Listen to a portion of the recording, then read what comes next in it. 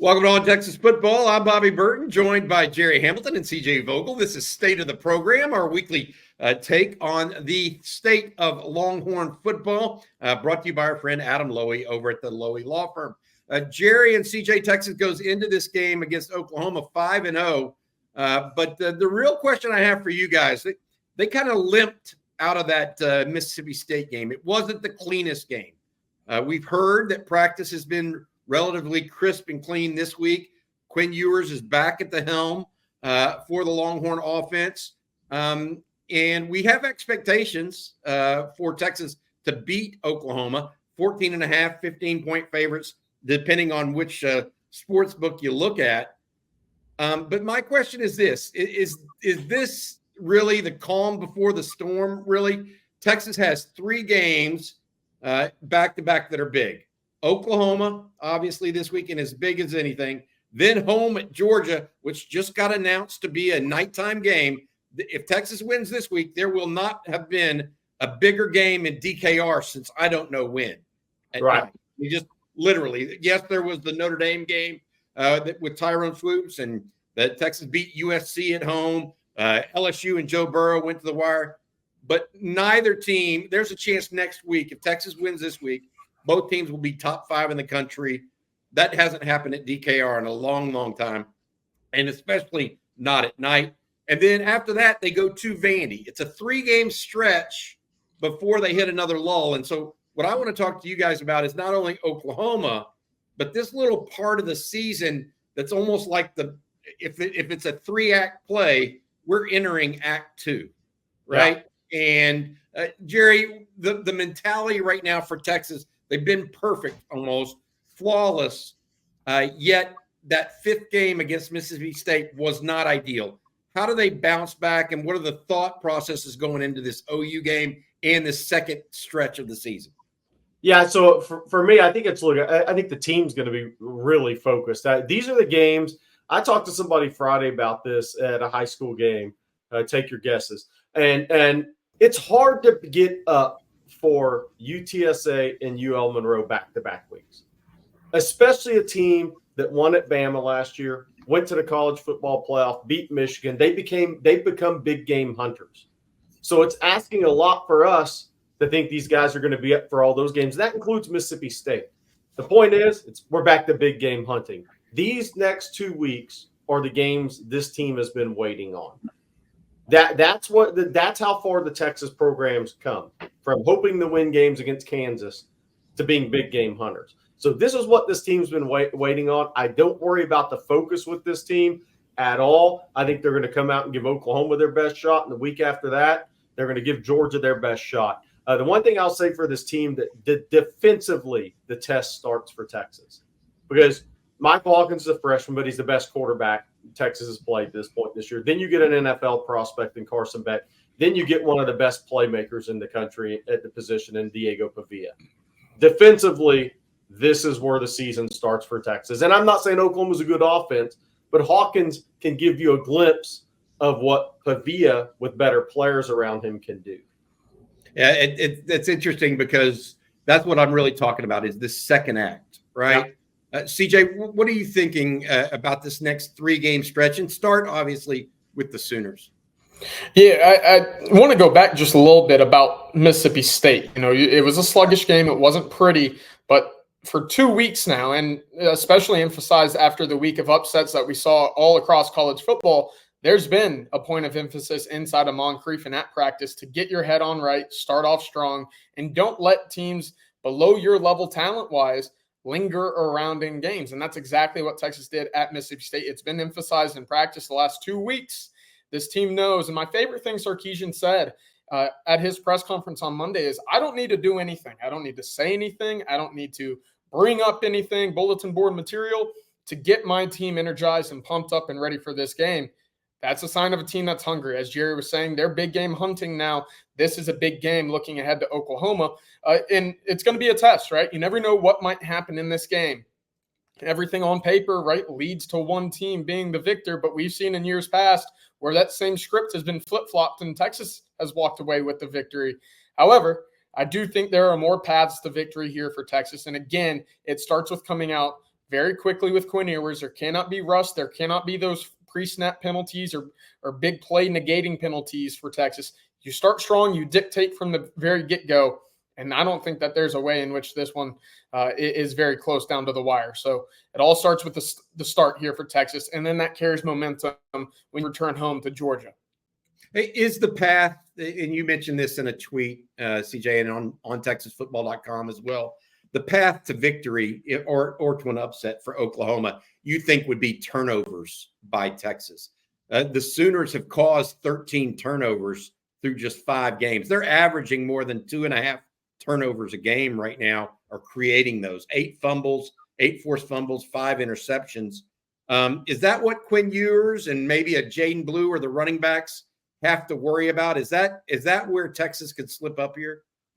Absolutely. I mean, Oklahoma was the most opportunistic defense last year in terms of creating turnovers, and they're right there, top 2 or top 3 again so far in 2024. You look at when these big plays are occurring for Oklahoma, and already this year, it's been in key moments. You look at the Houston game. That was a 2-point game with about 2.5 left. What did Oklahoma do? They forced a safety to go up 4, get the ball back, run off more clock. Against Auburn, they don't win that game, complete that 11-point comeback if it's not for a pick 6 by Kip Lewis.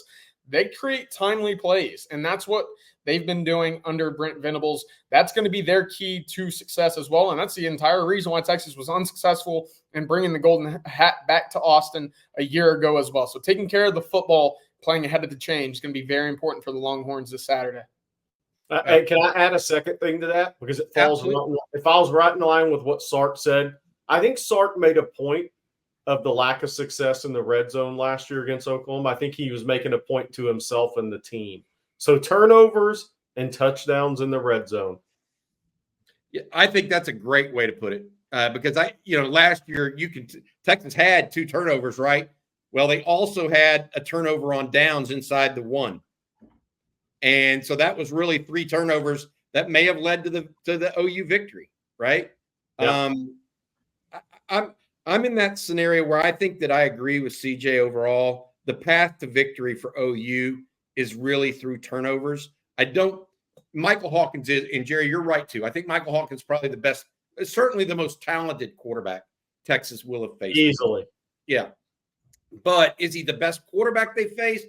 Yeah. He's a year and a half in, he's a game and a half into his tenure, right? Yeah. I don't know if he's easily the best quarterback, maybe because Texas hasn't faced much. 2 others have been benched that were started against Texas. Well, I agree. I don't think you're wrong. I say he's not there yet. Yeah. The point that I'm trying to make here is I don't see a situation where if the game is clean on both sides, that Texas doesn't end up with a victory. Agree. Because Hawkins, as poised as he may be, he may have ice water in his veins. He's not going to be perfect. He's just too young. He can if he plays keep away and moves the chains and just does enough to keep OU in the game, that OU defense is stout, like they're hoping, and then Texas turns the ball over here or there, this becomes a game. But I don't see a situation where if both teams play this game cleanly, Texas ends up with an L. I don't see it. And so be on the lookout for turnovers. And CJ, another point that you brought up is this. You talked about Texas getting off to an early start against the Sooners. My question there is Texas going to get off to an early start? That's kind of what, frankly, Brent Venables does a great job of as a defensive coordinator. He kind of takes away that first series against an opposing offense. He did it last year with the tackle behind the line of scrimmage and then the interception immediately thereafter. What does Texas need to do to counter that initial defensive stand or defensive situation with Brent Venables? And or if that does happen and Texas does run the ball down the field or throw the ball down the field for a touchdown, does that change the outlook of the game so materially to you? It kicks and punts. That's it. Drives in this game that end with a kick or a punt is a good drive. And that was the case a year ago that came back to bite Texas, right? You mentioned the 2 interceptions. Well, Quinn fumbled also at midfield, not to mention they also had that 4th down stop on the 1-yard line where they failed on 4 straight drives. Texas, for whatever reason, hasn't been great the last year and a half on the first drive. And it almost is a way that Sarkisian's just kind of baiting you. You know, he comes out, he showcases his script, and then for whatever reason, I want to say in 4 out of the 5 games that we've seen so far this year, they've rattled off 4 straight scoring drives, and they come quick, right? Remember that Michigan game, there was 24 points put up on the board in almost 5 minutes of game time toward the back end of that second quarter, and it's all because of how quickly Texas can score in spurts. If that's going to be how Oklahoma tries to limit the Longhorns is early on, just make sure that you're kicking and you're punting. Because, again, if you give Oklahoma a long field, and there's a great stat from Brian Freeman over at BCF Toys, one of my favorite stat sites to look at in terms of lengthy drives and how often you're scoring on them. Oklahoma has to go 75 or 80 yards or more to score a touchdown. They're 104th in points per drive at 0.71. They can't do it. They don't do it. They've not been able to all season long. And again, if you're just flipping field position and proving to be a sound special teams unit here as well, because remember that blocked punt a year ago was a big play for Texas. That's where you start to see success even without seeing immediate points on the board offensively. I think I want to add this about the special teams. The one thing I will say is I feel like OU under Brent Venables has upped the overall talent level of OU considerably. So I think they're going to be better, getting better and better on special teams overall on punt and kick coverage because they got more guys back there that can run, because I think Venables is actually recruiting better overall than maybe Lincoln Riley did, who was so heavy on skill position talent. Gerry, what do you have to say? I wanted to say it's imperative that Texas gets a lead in this game. If you want to put pressure on a true freshman quarterback, you don't do it in a 0-0 game where they're moving the chains. You got to get him down. Yep. And then the internal pressure starts, and you can maybe the moment can get big for a guy, even a guy that is a high-level competitor like Michael Hawkins.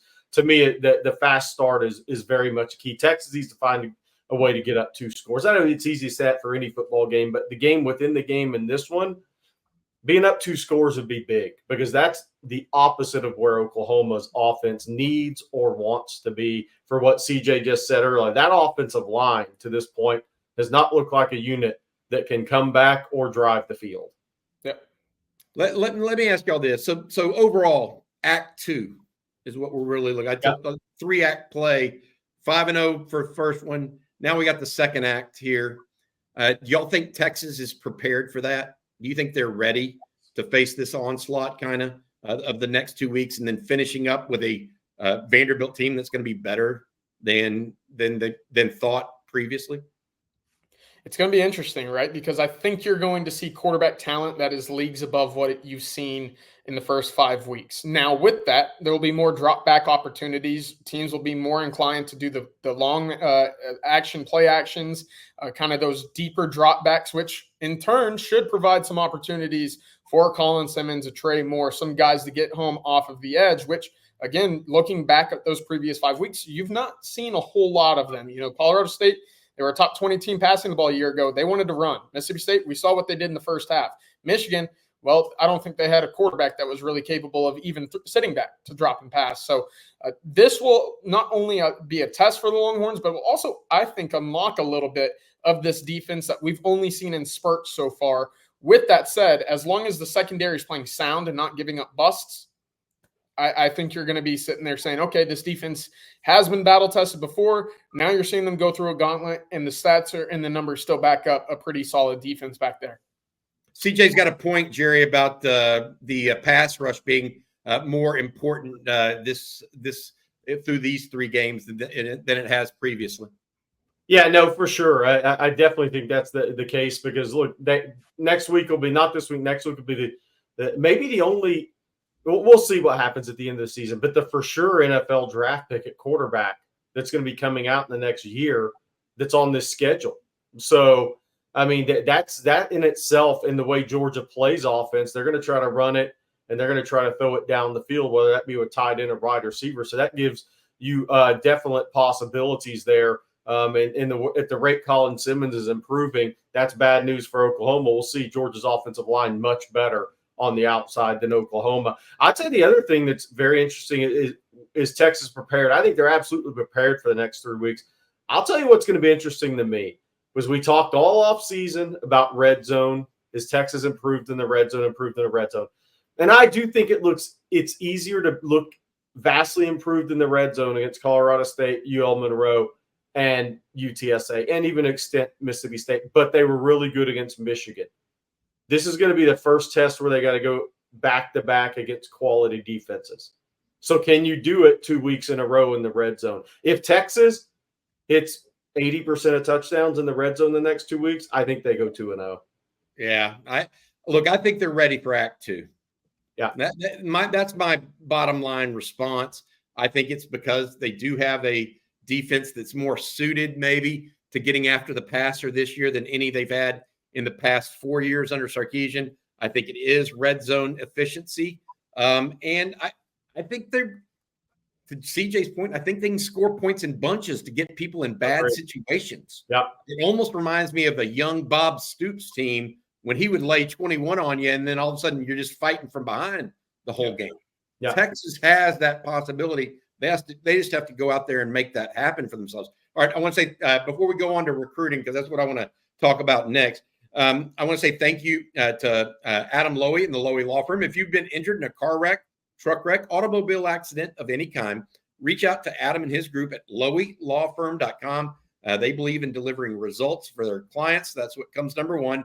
They've got 20 plus years of experience. Again, loweylawfirm.com. They'll give you a free, no strings attached consultation to find out whether or not they think you might be due some level of compensation. All right, CJ and Gerry, recruiting now. Texas currently at 20 commitments for the recruiting campaign. We just find out there's not going to be a traditional national letter of intent. That news coming out from the NCAA earlier today. We'll see what they adopt in its place. We don't know for sure yet as we're taping this. They may come up with something in a couple hours where we have to totally reconnoiter here. But I'm going to assume there's going to be something very similar in place for that December timeframe. They're not going to move heaven and earth in a single moment and change up everybody else's pre-planning. If that's the case, what is going on? And we just expect some level of status quo. What is going on in Longhorn recruiting right now? It feels like we're kind of waiting for the other shoe to drop almost. And I mean that in a good way because Michael Terry is still out there. Texas is still recruiting some other players that are committed elsewhere. What is all going on right now in recruiting overall? And Gerry, I'll let you start. I think it's just seeing who they can get on campus for the Georgia game. That's a big one, is who's going to bite of the guys they're trying to flip. Who's really going to bite? I mean, and then you have the impacts of Hurricane Milton. I mean, Myron Charles is supposed to be in next week.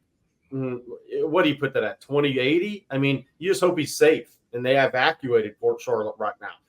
J.V. Hilson's over in the Space Coast of Cocoa. What's that going to look like? They may get category 1.5 to 2 hurricane level over there on the Space Coast with a lot of flooding. So that getting the guys to the Georgia game that are out of state next week could become an issue. In Florida, Diabell's supposed to be at that game. They won't get it that bad in South Florida, but it doesn't mean it doesn't affect your travel. So that's the first thing. But as far as getting kids to the Georgia game, but what you're asked about specifically, who's going to bite of these guys? The Dorian Brews, Devin Sanchez's, Walter Mathis, Joseph Bakhtu will be on campus for his official. You look at some of those other defensive line guys, and you look at the linebackers. Who's going to show up for the Georgia game? That's big for Texas right now because they want to see if they're truly making headway with these guys. Johnny Nansen went out to Ajay Sarah to see Madden Feromo to see if they can get him in for this game this next weekend. And I texted with somebody, and they didn't come out and say that this date's been scheduled yet. Or are they going to get him in November? Riley Pettijohn, is he actually going to follow through and show up in Austin for the Georgia game? That's what's on the table because I think that's kind of where Texas is at. They're sitting there. They went through Houston. They made their pitch. They've been on the phone with these guys. Now they're kind of sitting back saying, all right, which of these guys is going to take the next step and come see us? Because we've gone and seen them.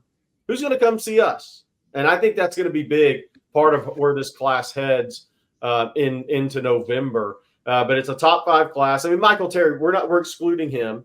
Texas in a good spot for Terry. They're in a good spot for Hilson. That thing may just play out a little bit longer. And I think they're in a pretty good spot for McCutcheon, even though he remains committed to FSU. But it's the corners. It's the D-line. It's the linebackers. Who's going to bite? That's going to be the next answer. The question needs to be answered by the Texas staff. Before I go to CJ, I'm going to circle back because, Gerry, you've been on the road a lot the last couple of weeks, actually, and you've started talking to some 2026s. Yeah. And beyond even. What's been the reception thus far, in your opinion, for the Longhorns for that next recruiting class? Big, very big. Look, even yesterday at Panther Creek, obviously a Jalen Lott is you consider a Texas lean. But the safety there, I think, is a tremendous player, Donovan Webb. When you talk to him about Texas, it's a different response than you were getting 3 years ago from kids. Because he's a Kansas State ties family. And I'm not saying he's going to Kansas State, but he's a DFW area kid. The response is totally different. You're in I'll tell you a funny story. So I was at Chapel Hill Monday, and I'm waiting on the varsity practice to start. And at those small schools, they have their 8th and 9th grade kids practicing on the same field together. And by the way, Chapel Hill's got some huge 8th grade kids for a small school. But so I like to sit kind of over there and listen to the kids, what they're talking about. They're talking about Texas now. 3 years ago, they weren't talking about Texas. That's where you see the change, because it's always the kids that are coming up. They're talking about Texas. So I call it cool school. Texas is really close to being back to that cool school again. CJ, you have anything in recruiting you want to add to what Gerry had to say and things you're looking for? Yeah, I think these next 2 weeks, really, I'm including Texas OU because in a way it doubles as a recruiting weekend for Texas, despite not being the home team, as it does for Oklahoma, vice versa. These next 2 weeks will give a great opportunity in the 26th class. And I think you're starting to see this recruiting cycle move up a couple of months, right? Signing days moving up for the 25 class this year. I think you're going to start seeing that push for 26. We've already seen a trio of commitments in this class already. You look back at 2025 and that big run that we expect at the end of June after your official visits and into July and into August, that came a little earlier this year. And I, especially looking back to 2022 and 2023 and in those cycles specifically, a lot of that run in June is now coming in April and March and May. What's interesting there is Texas this year was up to about 8 commits by the time that June flipped around, and by the end of June, they were up to 10. And then you started seeing it trickle into about 20 with where we're at now, but it wasn't that onslaught. So for Texas to get ahead in the 26 class with these 2 big games here, especially that Georgia game, that's going to be big for them getting out quicker to get these guys in the boat. And they're going to have plenty of opportunities. Look at where these commits are coming.